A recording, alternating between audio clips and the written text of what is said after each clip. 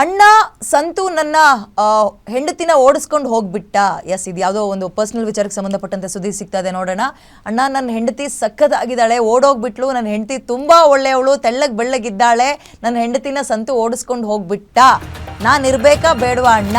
ನಾನು ಸೂಸೈಡ್ ಮಾಡ್ಕೊಳ್ತೀನಿ ಅಣ್ಣ. ಸಂತು ಒಬ್ಬ ಫ್ರಾಡ್, ನನ್ನ ಹೆಂಡತಿನ ನಂಬಿಸಿ ಮೋಸ ಮಾಡ್ದ. ಯಾರ ಅಳಲು, ಯಾವ ಅಮಾಯಕನ ಅಳಲು ಇದು ನೋಡ್ತಾ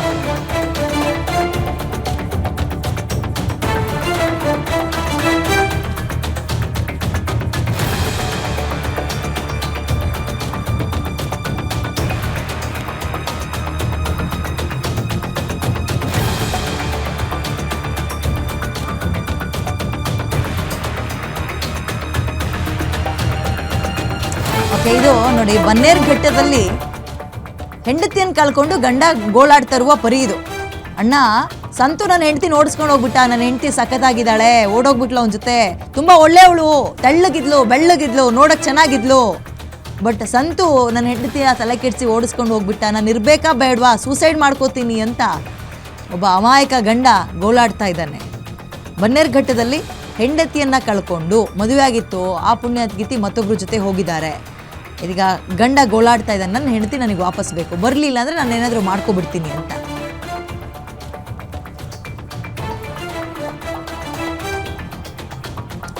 ಬಟ್ ಇಂಟ್ರೆಸ್ಟಿಂಗ್ ಏನು ಅಂದರೆ, ಲವರ್ ಜೊತೆ 3 ಮಕ್ಕಳ ತಾಯಿ ಎಸ್ಕೇಪ್ ಆಗಿರೋದು. ಅಂದರೆ ಕೇವಲ ಮದುವೆ ಆಗಿದ್ದಷ್ಟೇ ಅಲ್ಲ, 3 ಜನ ಮಕ್ಕಳಿದ್ರು ಆಕೆಗೆ. 3 ಮಕ್ಕಳ ತಾಯಿ ಮಕ್ಕಳನ್ನು ಬಿಟ್ಟು, ಗಂಡನ್ ಬಿಟ್ಟು ಬಾಯ್ ಫ್ರೆಂಡ್ ಜೊತೆ ಹೋಗಿದ್ದಾರೆ. ಪ್ರಿಯಕರನ ಜೊತೆಗೆ ಮನೆ ಬಿಟ್ಟು ಹೋಗಿದ್ದಾರೆ.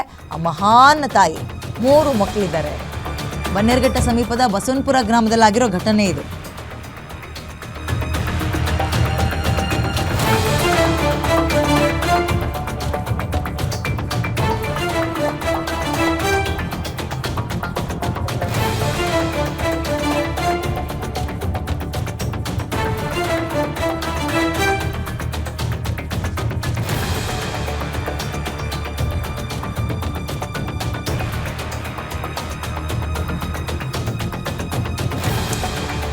ಪ್ರಿಯಕರನ ಜೊತೆಗೆ ಕಟ್ಕೊಂಡ ಗಂಡ ಮತ್ತು 3 ಜನ ಮುದ್ದಾದ ಮಕ್ಕಳನ್ನು ಬಿಟ್ಟು ಬನ್ನೇರುಘಟ್ಟ ಸಮೀಪದ ಬಸವನಪುರ ಗ್ರಾಮದಲ್ಲಿ ಹುಡುಗಿ ಅಂದರೆ ಆ ಮಹಿಳೆ ಹೋಗಿದ್ದಾರೆ. ಹೆಂಡತಿಗಾಗಿ ಗಂಡನ ಗೋಳಾಟ ಕೇಳಕ್ಕಾಗ್ತಾ ಇಲ್ಲ, ಪಾಪ ಮಕ್ಕಳು ಕೇಳ್ತಾ ಇದ್ದಾವಂತೆ ಅಮ್ಮ ಬೇಕು ಅಂತ. 11 ವರ್ಷದ ಹಿಂದೆ ಪ್ರೀತಿಸಿ ಮದುವೆ ಆಗಿರ್ತಾರೆ ಲೀಲಾ ಮತ್ತು ಮಂಜುನಾಥ್. ಪ್ರೀತಿಸಿ ಮದುವೆ ಆಗಿರ್ತಾರೆ. ಕ್ಯಾಬ್ ಡ್ರೈವರ್ ಆಗಿ ಕೆಲಸ ಮಾಡ್ಕೊಂಡಿದ್ದ ಮಂಜುನಾಥ್ ಈಗ 1-2 ವರ್ಷದ ಹಿಂದೆ ಸಂತೋಷ್ ಎಂಬಾತ ಪರಿಚಯ ಆಗ್ತಾನೆ. ಸಂತೋಷ್ ಜೊತೆಗೆ ಲೀಲಾವತಿ ತೀರಾ ಕ್ಲೋಸ್ ರಿಲೇಶನ್ಶಿಪ್ಪನ್ನು ಬೆಳೆಸ್ಕೊಂಡು ಹೋಗ್ತಾಳೆ. ಸಾಕಷ್ಟು ಬಾರಿ ಇದನ್ನ ಪ್ರಶ್ನೆ ಕೂಡ ಮಂಜುನಾಥ್ ಮಾಡಿರ್ತಾರೆ, ಪತಿ ಮಂಜುನಾಥ್. ಆದರೂ ಬುದ್ಧಿ ಕಲ್ತಿರ್ಲಿಲ್ವಂತೆ ಲೀಲಾವತಿ. ಈಗ ಗಂಡನ್ ಬಿಟ್ಟು ಹೋದ್ರೆ ಅದೊಂದು ರೀತಿ, ಗಂಡನ ಜೊತೆಗೆ 3 ಜನ ಮಕ್ಕಳನ್ನು ಬಿಟ್ಟು ಹೋಗಿದ್ದಾಳೆ ಆ ಮಹಾನ್ ಪುಣ್ಯಾತ್ಗೀತಿ. ಬನ್ನೇರುಘಟ್ಟ ಠಾಣೆಯಲ್ಲಿ ಪತಿ ಮಂಜುನಾಥ್ ದೂರು ಕೊಟ್ಟಿದ್ದಾರೆ, ಹೆಂಡತಿ ಬೇಕು ಅಂತ. ಅವ್ರದ್ದಿರಲಿ, ಬಟ್ ಮಕ್ಕಳು ಕತೆ ಹೇಳಿ. 11 ವರ್ಷ ಆಗಿದೆ ಮದುವೆ ಆಗಿ, ಬಸವನಪುರದಲ್ಲಿ ಇರೋದು, ಇಲ್ಲೇ ವಾಸ. ನನ್ನ ಹೆಂಡತಿ ಅಕ್ರಮ ಇಟ್ಕೊಂಡು ನನ್ನ ಕಡೆಯಿಂದ ಅದು ಅವಳ ಕಡೆಯಿಂದ ಅಕ್ರಮ ಇದು ಮಾಡಿಬಿಟ್ಟು ಮಾಡಿ. ಯಾಕಂದರೆ ನಾನು ತುಂಬ ಕಷ್ಟಪಟ್ಟು 3 ಜನನ ಒತ್ತಿ ಎತ್ತಿ ನೈಟೆಲ್ಲ ಹಗಲು ರಾತ್ರಿ ಕಷ್ಟಪಟ್ಟು ಅವಳು ಇನ್ನೊಬ್ಳು ಅಕ್ರಮ ಸಂಬಂಧ ಇಟ್ಕೊಂಡ್ಬಿಟ್ಟಿದ್ದಾಳೆ. ನಾನು ಮನೇಲಿ ನಂಬಿ ಹೋಗ್ತಾ ಇದ್ದೆ, ಅವಳಿಗೆ ನನ್ನ ಮೋಸ ಮಾಡಿಬಿಟ್ಟಿದ್ದಾಳೆ ಸರ್. ಇವಾಗ ಇನ್ನೊಬ್ಬನ ಜೊತೆಲಿ ಹೋಗ್ಬಿಟ್ಟಿದ್ದಾಳೆ. ಫುಲ್ ನಾನು ಹಿಂಗೆ ಕಾರ್ಗೆ ಹೋದರೆ ಪ್ರತಿ ದಿವಸ ನೀನು ಎಲ್ಲಿದೆಯಾ ಅಂತ ನನ್ನ ಕೇಳ್ಕೊಳ್ಳೋದು, ಅವ್ನು ಕರ್ಸ್ಕೊಳ್ಳೋದು. ಬಾಚಿನು ಅಂದ್ಬಿಟ್ಟು, ಸಂತು ಅಂದ್ಬಿಟ್ಟು ಬಸವನಪುರದವನು, ಅವನು ಕುಡ್ಕ ಇಸ್ಪಿಟ್ ಗ್ಯಾಂಗರ್. ಅವನು ನನ್ನ ಹೆಂಡ್ತಿನ ಹಾಳು ಮಾಡ್ಬಿಟ್ಟ. ಸೈಟ್ ಐತೆ ಅದೈತೆ ಅಂದ್ಬಿಟ್ಟು ನನ್ನ ಹೆಂಡ್ತಿನ ಹಾಳು ಮಾಡ್ಬಿಟ್ಟಿದ್ದಾನೆ. ಯಾಮಾರಿಸಿ ಡೈಲಿ ದುಡ್ಡು ಹಾಕೋದು, 500,000 ಹಾಕೊಂಡು ಕರ್ಸ್ಕೊಳ್ಳೋದು, ಅವ್ರ ಮನೆಗೆ ಕರ್ಸ್ಕೊಳ್ಳೋದು, ನಮ್ಮ ಮನೆಗೆ ಕರ್ಸ್ಕೊಳ್ಳೋದು, ಎಲ್ಲ ವೀಡಿಯೋ ಫೋಟೋಸ್ ಎಲ್ಲ ಇದೆ ನನ್ನ ಹತ್ರ. ನಾನು ಅದಕ್ಕೆ ಇದು ನಿಮ್ಮನ್ನು ವೀಡಿಯೋ ನನಗೆ ಬೇಕಾಗಿತ್ತು ಸರ್. ನನ್ನ ಮನಸ್ಸು ತುಂಬ ಹೊಡೆದೋಗಿದೆ, ಅದಕ್ಕೆ ನಾನು ಕರೆದು ಮಾತಾಡ್ತಾ ಇದ್ದೀನಿ. ಈ ಥರ ನನ್ನ ಬಿಟ್ಬಿಟ್ಟು ರೋಡಲ್ಲಿ ಹೋಗ್ಬಿಟ್ಲು. ನನ್ನ ಮಕ್ಕಳಿಗೆ ಯಾರು ಮನೆ ಆಯ್ತಾರೆ ಸರ್ ಇಲ್ಲಿ? ನನ್ನ ಮಕ್ಕಳಿಗೆ ಯಾರು ಇಲ್ಲ. ನಾನು ನೋಡಿ ಅನಾದೆ ನನ್ನ ಮಕ್ಕಳು. ನಾವು ಇಲ್ಲಿ ರೋಡಲ್ಲಿ 3-4 ದಿವಸದಿಂದ ಓಡಾಡ್ತಾ ಇದ್ದೀವಿ. 3 ಜನ ಮಕ್ಕಳು ಕಂಪ್ಲೇಂಟ್ ಎಲ್ಲ ಕೊಟ್ಟಿದ್ದೀರಿ ಸರ್. ಕಂಪ್ಲೇಂಟ್ ಕೊಟ್ಟು ಎಲ್ಲ ಮಾಡಿಕೊಂಡು ಎಲ್ಲ ಬಂದಿದ್ದೀರಿ ಸರ್. ನನ್ನ ಹತ್ರ ವೀಡಿಯೋ ಇದೆ, ವೀಡಿಯೋ ಕೊಡ್ತಾ ಇದ್ದೀನಿ ಸರ್. ಇವಾಗ ನನ್ನ ತುಂಬ ಮನಸ್ಸು ಹೊಡೆದೋಗಿದೆ, ಅದೆಲ್ಲ ಹೊಡೆದೋಗಿದೆ. ಯಾಮಾರಿಸಿ ನನ್ನ ಹೆಂಡ್ತಿನ ಕರ್ಕೊಂಡವ್ರು ಹೋಗಿರೋದು. ಮುದ್ದಾಗ ಚೆನ್ನಾಗವಳೆ, ಬೆಳ್ಳಗೆ ತೆಳ್ಳಗೆ ಚೆನ್ನಾಗವಳೆ ಅಂದ್ಬಿಟ್ಟು ನನ್ನ ಹೆಂಡ್ತಿನ ಯಾಮಾರಿಸಿ ಕರ್ಕೊಂಡೋಗಿದ್ದಾನೆ ಅವನು. ನನ್ನ ಹೆಂಡತಿ ಅಣ್ಣ ರೂಮ್ಗೆ ಕರ್ಕೊಂಬಂದಿರೋದು ಅಂದರೆ ಇದರಲ್ಲಿ ನನ್ನ ಫೋಟೋಸಲ್ಲೆಲ್ಲ ಇವನು ನನ್ನ ಮನೆಯಲ್ಲೇ ಮಲಗಿರೋದು, ಅವನದೇ ಡಾಲರ್ ಹಾಕಿರೋದು, ನನ್ನ ಹೆಂಡತಿಗೆ ಸೀರೆ ತಗೊಟ್ಟು ಯಾಮಾರಿಸಿ ಸಾರ್ ನನ್ನ ಹೃದಯನ ಹೊಡ್ಕೊಂಡು ಬಿಟ್ಟಣ್ಣ. ನನ್ನ ದೇವತೆ ಅವಳು ನನ್ನ ಪೂಜಿಸಿ ನನ್ನ 4-5 ದಿವಸ ಆಯ್ತು ಅವ್ನು ನಿದ್ದೆ ಮಾಡಿ. ನನ್ನ ಮಕ್ಕಳಿಗೆ ಯಾರು ಅಮ್ಮ ಇಲ್ಲ. ಇವತ್ತು ನನ್ನ ಮಗನ ಬರ್ತಾಳೆ ಯಾಮಾರಿಸ್ಬಿಟ್ಟ ಅವನು ಸಂತು ಫ್ರಾಡು. ನನ್ನ ಹೆಂಡತಿಗೆ ಸೈಟ್ ಐತೆ ಅದೈತೆ, ಅವ್ನಿಗೇನು ಇಲ್ಲ ಸ್ಪೀಡ್ ಗ್ಯಾಂಗರ್ ಅವನು. ನೋಡಿ ಸಾರ್ ಈ ಸೀರೆ ಅವನೇ ಕೊಡ್ಸಿರೋದು.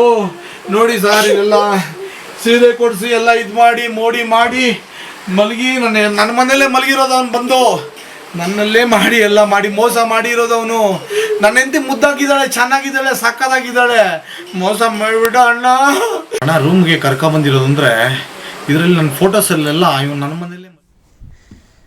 ಓಕೆ, ಹೆಚ್ಚಿನ ಮಾಹಿತಿ ನನ್ನ ಕಲಿಗೆ ಅಜಯ್ ನೀಡ್ತಾರೆ. ಅಜಯ್, ಫ್ಯಾಮಿಲಿಯ ಹೈ ಡ್ರಾಮಾ ಇದು. ಡೀಟೇಲ್ಸ್ ಏನಿದೆ? ಕಂಪ್ಲೇಂಟ್ ಆಯ್ತಾ? ಆ ಮಹಿಳೆ ಏನಾದರೂ ರಿಯಾಕ್ಟ್ ಮಾಡಿದ್ರಾ? ಇದೆಯಾ ಸದ್ಯಕ್ಕೆ ಪತಿ ಮಂಜುನಾಥ್ ಏನಿದಾನೆ ಆತ ಕೊಟ್ಟಂತ ದೂರಿನ ಆಧಾರದ ಮೇಲೆ ಮಿಸ್ಸಿಂಗ್ ಕೇಸ್ ಅನ್ನ ದಾಖಲಿಸಿಕೊಳ್ಳಲಾಗಿದೆ. ಬನ್ನೇರುಘಟ್ಟ ಪೊಲೀಸರು ಕೂಡ ಒಂದು ಪ್ರಕರಣವನ್ನ ದಾಖಲಿಸಿಕೊಂಡು ಎಫ್ಐಆರ್ ಅನ್ನ ದಾಖಲಿಸಿಕೊಂಡು ಆಕೆ ಎಲ್ಲಿದ್ದಾಳೆ ಏನು ಅನ್ನೋದನ್ನ ಆಕೆಯನ್ನ ಪತ್ತೆ ಮಾಡುವಂತ ಕೆಲಸವನ್ನ ಒಂದ್ ಕಡೆ ಪೊಲೀಸರು ಮಾಡ್ತಾ ಇದ್ದಾರೆ. ಇಲ್ಲಿ ಪ್ರಮುಖವಾಗಿ ಗಂಡ ಕೂಡ ಸಾಕಷ್ಟು ಆರೋಪವನ್ನ ಮಾಡ್ತಾನೆ. ಈ ಕ್ಯಾಬ್ ಡ್ರೈವರ್ ಆಗಿರುವಂತ ಆ ಮಂಜುನಾಥ್ ಏನಿದ್ದಾನೆ ಲೀಲಾವತಿಯನ್ನ 11 ವರ್ಷಗಳ ಹಿಂದೆ ಅಷ್ಟೇ ಮದ್ವೆನೇ ಆಗಿರ್ತಾರೆ. ಇಬ್ರು ಕೂಡ ಚೆನ್ನಾಗೇ ಇರ್ತಾರೆ. ಅವರು ಕೂಡ ಲವ್ ಮಾಡೇ ಮದ್ವೆ ಆಗಿರ್ತಾರೆ.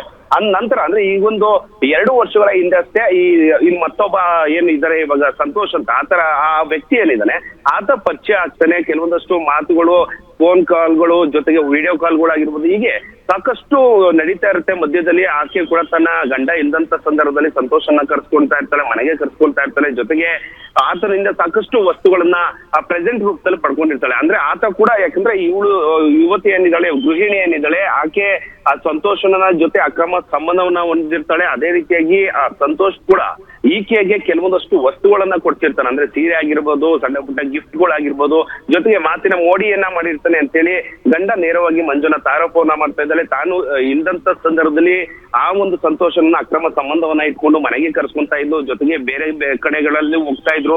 ಎಲ್ಲಾ ವಿಚಾರ ಗೊತ್ತಿತ್ತು. ಜೊತೆಗೆ ಆಕೆಯ ವಾಟ್ಸ್ಆಪ್ ನಲ್ಲಿ ಕೆಲವೊಂದಷ್ಟು ಚಾಟ್ಗಳಾಗಿರ್ಬೋದು, ಆತ ಬಂದಂತ ಸಂದರ್ಭದಲ್ಲಿ ವಿಡಿಯೋವನ್ನ ಮಾಡ್ಕೊಂಡಿದ್ದೀನಿ ಅಂತಾನು ಕೂಡ ಆತ ನೇರವಾಗಿ ಆರೋಪವನ್ನ ಮಾಡ್ತಾ ಇದ್ದಾನೆ. ಜೊತೆಗೆ ಈಗ ಕೆಲವೊಂದು ಹಿಂದೆ ಒಂದ್ 2-3 ತಿಂಗಳಿಂದ ಕೂಡ ಮಾತನಾಡುವಂತ ಸಂದರ್ಭದಲ್ಲಿ ಇಬ್ರು ಕೂಡ ಜಗಳವನ್ನ ಆಡಿರ್ತಾರೆ. ನಾನು ಸಂತೋಷನ ಬಿಟ್ಬಿಡು, ಈ ತರ ಸರಿ ಇಲ್ಲ ಅವನು ಅಂತ ಎಲ್ಲ ಬುದ್ಧಿವಾದನ್ನು ಕೂಡ ಹೇಳಿರ್ತಾನೆ. ಒಂದು ಸಂದರ್ಭದಲ್ಲಿ ಕೂಡ ದೊಡ್ಡ ಮಟ್ಟದ ಜಗಳ ಕೂಡ ಆಗಿರುತ್ತೆ. ಆದ್ರೂ ಕೂಡ ಆಕೆ ಬುದ್ಧಿಯನ್ನ ಕಲ್ತಿರ್ಲಿಲ್ಲ. ಆಯ್ತು ನಾನು ಸರಿಯಾಗಿ ಇರ್ತೀನಿ ಅಂತ ಗಂಡನ ಜೊತೆ ಹೇಳಿರ್ತಾರೆ.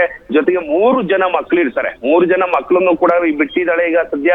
ಜೊತೆಗೆ ಗಂಡನನ್ನು ಬಿಟ್ಟು ಪ್ರಿಯಕರನ ಜೊತೆ ಆಗಿರುವಂತ ಘಟನೆ ಆಗಿದೆ. ಜೊತೆಗೆ ಈ ಒಂದು ಸಂದರ್ಭದಲ್ಲಿ ಕೂಡ ಅಕ್ಕಪಕ್ಕ ಜನಗಳು ಏನಿದ್ದಾರೆ ನಿವಾಸಿಗಳು, ಅವರು ಕೂಡ ಗಂಡ ಮಂಜುನಾಥ್ಗೆ ಮಾಹಿತಿಯನ್ನ ಕೊಟ್ಟಿದ್ರು. ಯಾಕಂದ್ರೆ ಯಾರೋ ಒಬ್ಬ ನೀನು ಇಲ್ದಂತ ಸಂದರ್ಭದಲ್ಲಿ ಮನೆಗೆ ಬರ್ತಾ ಇದ್ದಾನೆ, ನೀವು ಹೋಗಿದ ತಕ್ಷಣ ಆತ ಬರ್ತಾನೆ. ನಂತರ ನಿನ್ನ ಹೆಂಡತಿ ಕೂಡ ಮಕ್ಕಳನ್ನ ಬಿಟ್ಟು ಸ್ಕೂಲ್ಗೆ ಹೋದಂತ ಸಂದರ್ಭದಲ್ಲಿ ಆಕೆ ಕೂಡ ರೆಡಿಯಾಗಿ ಬೇರೆ ಜೊತೆ ಹೋಗ್ತಾ ಇದ್ದಾಳೆ ಅಂತೇಳಿ ಮಾಹಿತಿಯನ್ನ ಕೊಟ್ಟಿರ್ತಾರೆ. ಹೀಗಾಗಿ ಸಾಕಷ್ಟು ಗಲಾಟೆ ಆದಂತ ಸಂದರ್ಭದಲ್ಲೂ ಕೂಡ ಈತ ಇವತ್ತಿಲ್ಲ ನಾಳೆ ನನ್ನ ಪತ್ನಿ ಸರಿ ಹೋಗ್ತಾಳೆ, ಹೀಗಾಗಿ ಒಂದು ಬುದ್ಧಿವಾದನು ಕೂಡ ಹೇಳಿರ್ತಾನೆ. ಅಂದ್ರೆ ಕಳೆದ ಭಾನುವಾರ ಕೂಡ ಮನೆಯಿಂದ ಹೋಗುವಂತ ಸಂದರ್ಭದಲ್ಲೂ ಕೂಡ ಅಕ್ಕಪಕ್ಕದ ನಿವಾಸಿಗಳು ಕೂಡ ನೋಡುತ್ತಿರ್ತಾರೆ. ಸದ್ಯ ಯಾವಾಗ ಈಕೆ ನೇರವಾಗಿ ತನ್ನ ಪ್ರಿಯಕರನ ಜೊತೆ ಓಡ ಹೋಗ್ತಾಳೋ, ಈಗ ಮಕ್ಕಳು ಕೂಡ ಕಣ್ಣೀರನ್ನ ಹಾಕ್ತಿದ್ರೆ, ಈತ ಗಂಡ ಕೂಡ ಸಾಕಷ್ಟು ಆರೋಪವನ್ನ ಮಾಡ್ತಿದ್ದಾನೆ. ಆತ ಒಬ್ಬ ಇಸ್ಪಿಟನ್ನ ಆಡ್ತಾನೆ, ದುಡ್ಡನ್ನ ಕಲಿತಾನೆ, ನನ್ನ ಹೆಂಡತಿ ಹೆಸರಲ್ಲಿ ಒಂದು ಸೈಟ್ ಕೂಡ ಇದೆ. ಈತ ಬೇಕು ಅಂತಾನೆ ಮಣ್ಣೆಚ್ಚಿ ಈ ರೀತಿಯಾಗಿ ಆಕೆಗೆ ಮಂಕು ಬುದ್ಧಿಯನ್ನ ಹಚ್ಚಿ ಕೆಲವೊಂದಷ್ಟು ಒಂದು ಸೀರೆಗಳನ್ನ ಕೊಡಿಸುವಂಥದ್ದು, ಗಿಫ್ಟ್ ಅನ್ನ ಕೊಡಿಸುವಂಥದ್ದು, ಇಷ್ಟಕ್ಕೆ ಈಕೆ ಆತನ ಜೊತೆ ಸಂಪರ್ಕವನ್ನ ಹೊಂದಿದ್ದು. ಹೀಗಾಗಿ ಸದ್ಯ ಆತ ಏನು ಓಡಿಸ್ಕೊಂಡು ಹೋಗಿದ್ದಾನೆ. ಈಗ ಪತ್ನಿ ಕೂಡ ಮನೆಯಲ್ಲಿಲ್ಲ. ಸಾಕಷ್ಟು ಹುಡುಕಾಟವನ್ನ ಒಂದ್ ಕಡೆ ಪತಿ ಮಾಡ್ತಾ ಇದ್ದಾನೆ. ಅದೇ ರೀತಿಯಾಗಿ ಬನ್ನೇರುಘಟ್ಟ ಪೊಲೀಸರು ಕೂಡ ಒಂದು ಮಿಸ್ಸಿಂಗ್ ಕೇಸ್ ಅನ್ನ ದಾಖಲಿಸಿಕೊಂಡು ಎಂಕ್ವೈರಿನ ಮಾಡ್ತಾ ಇದ್ದಾರೆ.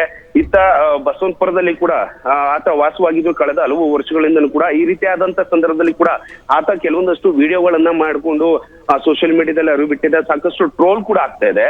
ಸದ್ಯ ಬನ್ನೇರುಘಟ್ಟ ಪೊಲೀಸರು ಕೂಡ ಆಕೆಯ ಮೊಬೈಲ್ ನಂಬರ್ ಅನ್ನ ಪಡೆದುಕೊಂಡಿದ್ದಾರೆ. ಎಲ್ಲಿದ್ದಾರೆ ಅನ್ನೋದು ಅಂತ CDR ಹಾಕಿ ಆಕೆಯನ್ನ ಪತ್ತೆ ಮಾಡುವಂತ ಕೆಲಸವನ್ನ ಒಂದ್ ಕಡೆ ಪೊಲೀಸರು ಕೂಡ ಮಾಡ್ತಾ ಇದ್ದಾರೆ. ವಿದ್ಯಾ.